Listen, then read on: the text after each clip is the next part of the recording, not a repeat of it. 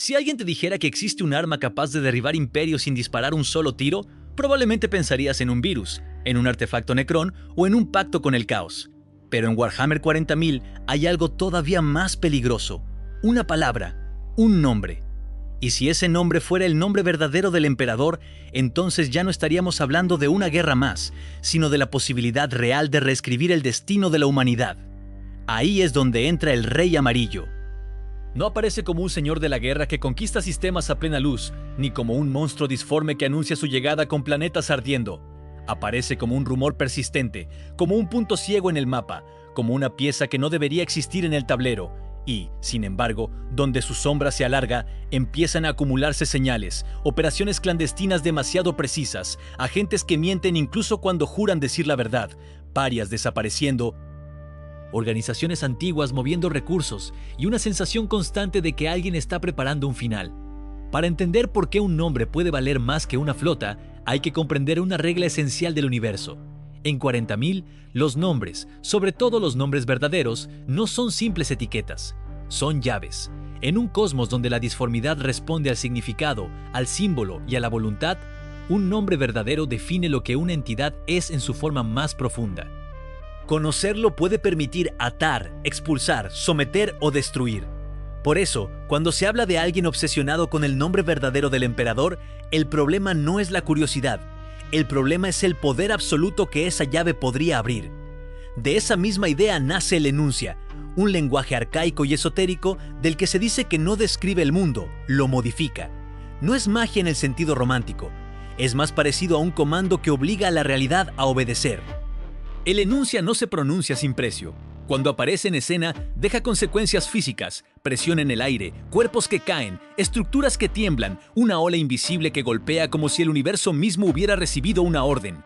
Y lo más cruel es que ese conocimiento no se comporta como una palabra normal.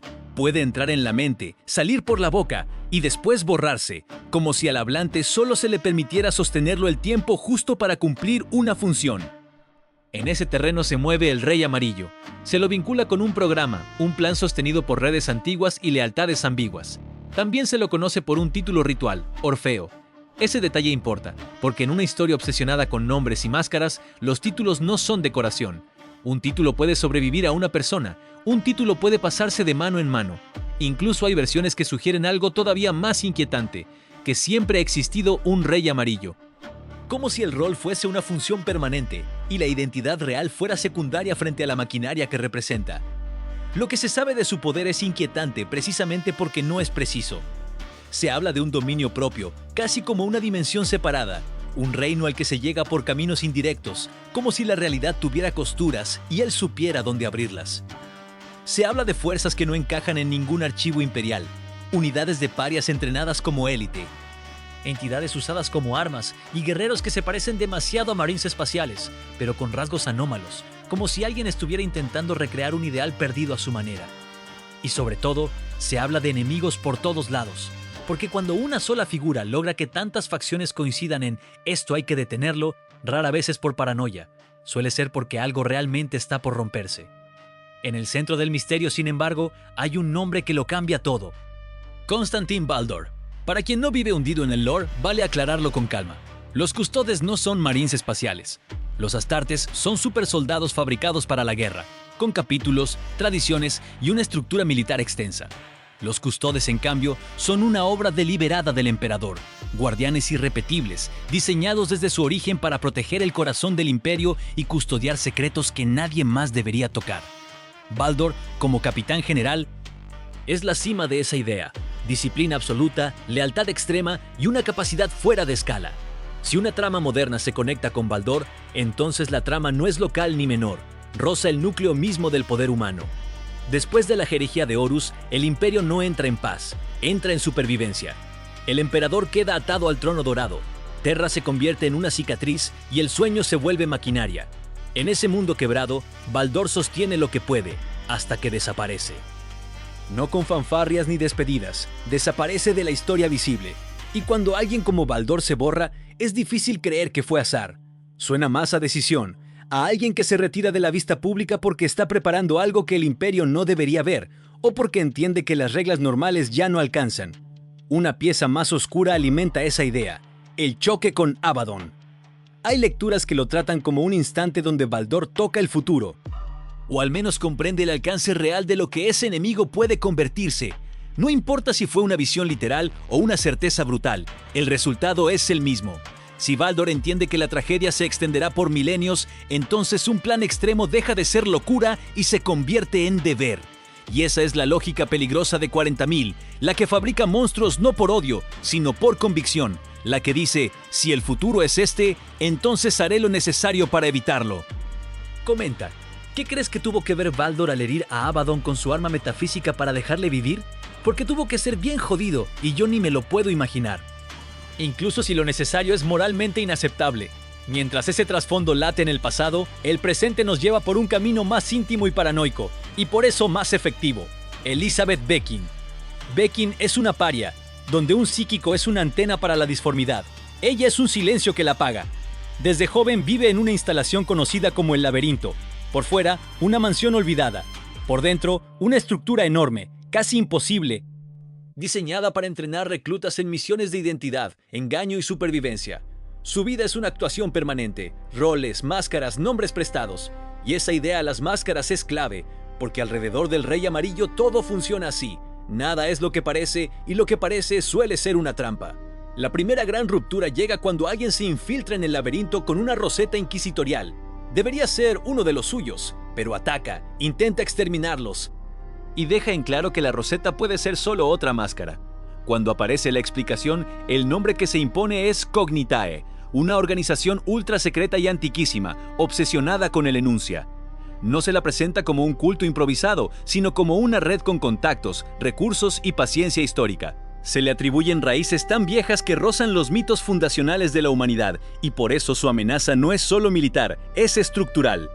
Si el Cognitae puede infiltrarse y suplantar identidades al nivel de la Inquisición, entonces la propia idea de autoridad empieza a tambalearse. Y aquí se conecta todo, porque el Cognitae no solo quiere aprender el enuncia, quiere dominarlo, quiere tratarlo como herramienta. Y si alguien domina un lenguaje capaz de alterar la realidad, entonces la guerra cambia de forma. Ya no se trata de conquistar planetas, sino de modificar el tejido del mundo desde abajo. La Inquisición teme al Cognitae porque lo ve como un reflejo oscuro de sí misma. Operaciones quirúrgicas, manipulación, secretos, infiltración. Solo que esta red no busca preservar al imperio, busca poder. Y peor todavía, parece haber trabajado en algún punto junto al Rey Amarillo, como si metas fueran compatibles. En el camino de Bekin aparecen pistas de un programa dedicado a capturar parias. El lenguaje se vuelve técnico, frío, como si las personas fueran piezas de inventario. En un momento decisivo, a Bekin la obligan a demostrar algo imposible, pronunciar una palabra del enuncia. Cuando lo logra, el efecto es inmediato, desmayo colectivo, una onda de choque, caos en la sala. Pero lo más perturbador no es el poder, sino el mecanismo. La palabra se le borra de la mente. Eso sugiere que el enuncia puede usarse como un interruptor. Alguien lo activa, lo ejecuta y luego la mente queda limpia, como si el propio universo se asegurara de que nadie lo conserve. Con el tiempo, el horror se vuelve todavía más personal. Se insinúa que la vida de Bekin fue diseñada, que su historia fue editada, que su yo es parte de una construcción. Y en los momentos más extremos, esa idea se vuelve física. Aparecen rostros idénticos al suyo, como si el programa no trabajara con individuos, sino con líneas de producción. Ya no es solo hay una conspiración, es yo soy materia prima. Eso no solo quiebra la confianza, quiebra la identidad, que es justo el terreno donde el Rey Amarillo parece dominar. Todo esto conduce a una pieza central del plan. El Rey Amarillo usa parias como recurso estratégico.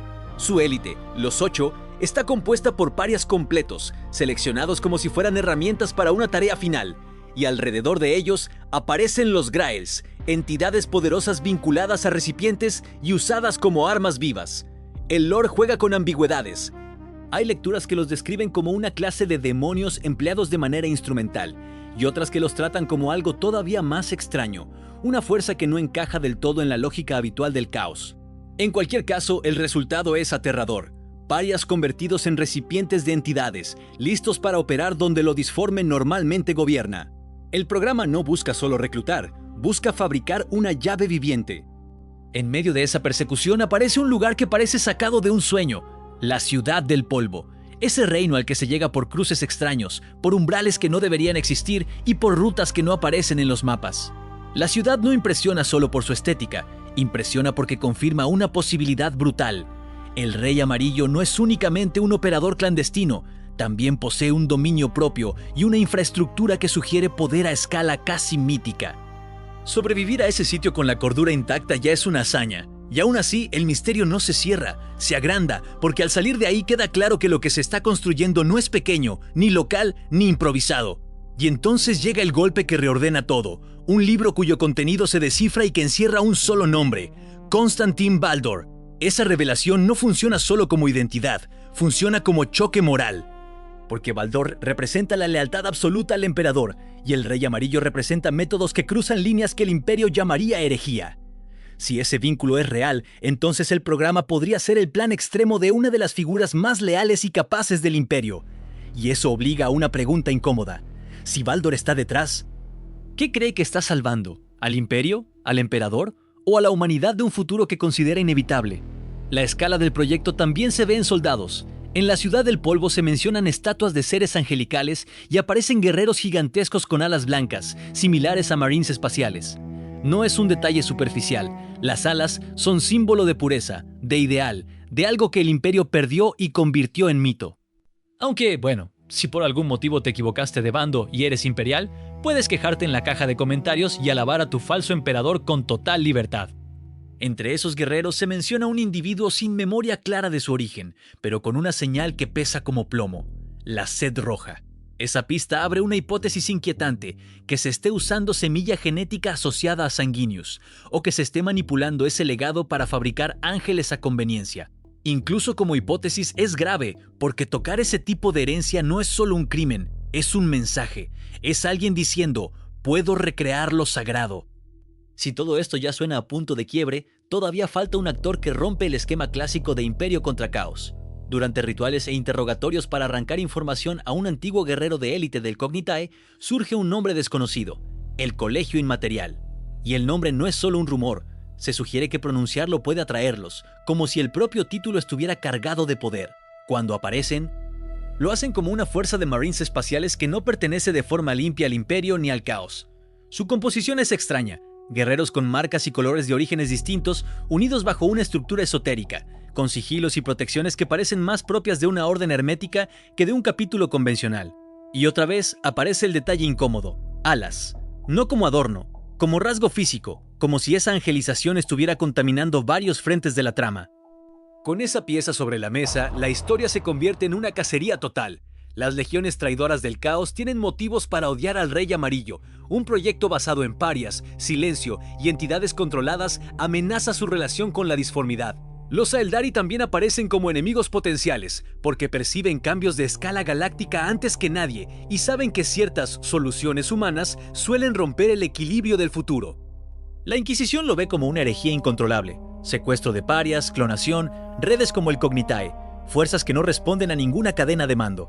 Y el Colegio Inmaterial, por su parte, actúa como si entendiera que el final del plan, incluso si promete salvación, puede convertirse en una catástrofe diferente. Así que la pregunta final no es simple: ¿hay que detener al Rey Amarillo? En 40.000, detener muchas veces significa impedir que alguien juegue a ser dueño del destino. Si su plan fuera realmente golpear al caos en su raíz, sería una esperanza impensable, pero construida con métodos que deshumanizan, que convierten personas en material y que normalizan lo prohibido. Y si su plan fuera dominar lo disforme para reescribir el imperio, entonces el resultado no sería salvación, sería una jaula, quizá más silenciosa, pero igual de monstruosa. Por ahora, la historia sigue abierta. El Rey Amarillo continúa moviéndose entre títulos y máscaras, con aliados antiguos y enemigos desesperados. Y detrás de todo, como un eco que no se apaga, queda la idea más peligrosa de todas. Existe una palabra que no debería pronunciarse. Existe un nombre que podría romper la galaxia. Si el Rey Amarillo está tan cerca como parece, la próxima vez que el universo susurre, tal vez ya no sea un rumor. Tal vez sea una puerta abriéndose, y cuando esa puerta se abra, quedará una última duda, que no vamos a saber los fans hasta que Games Workshop quiera, o al menos yo no la sé. Si detienen al Rey Amarillo, ¿crees que habrán salvado a la humanidad o habrán destruido la única salida antes de entenderla? En fin, espero que disfrutes de estas historias del lore de 40.000 tanto como yo. En el canal vas a encontrar otras que también son geniales, pero personalmente te he dejado un video recomendado ahora mismo en pantalla que es por donde yo te recomiendo seguir. Si dejas el like, te suscribes y comentas, me voy ahora mismo delante del espejo y digo Colegio Inmaterial 3 veces. Y si sobrevivo, te cuento lo que pasó.